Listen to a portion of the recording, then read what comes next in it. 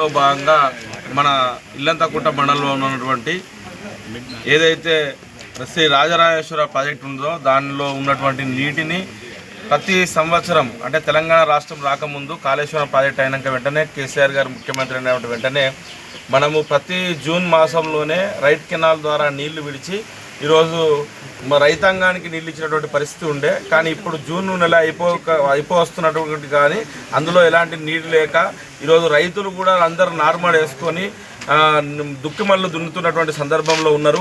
కాబట్టి వెంటనే ప్రభుత్వం ఇక్కడటువంటి శాసనసభ్యులు చర్యలు తీసుకొని వెంటనే అక్కడటువంటి నీళ్లను వెంటనే రైట్ కెనాల్ ద్వారా విడుదల చేసి ఇక్కడ నుండి అంటే ఇల్లంతకుంట మండలం కానీ బెజ్జంకి మండలం నుండి తోటపల్లి రిజర్వేర్ దాకా అందరు రైతులందరికీ ఉపయోగకరంగా ఉంటుంది. కాబట్టి వెంటనే నీటిని విడుదల చేయాలని చెప్పి మేము కోరుతా ఉన్నాం, డిమాండ్ చేస్తూ ఉన్నాం.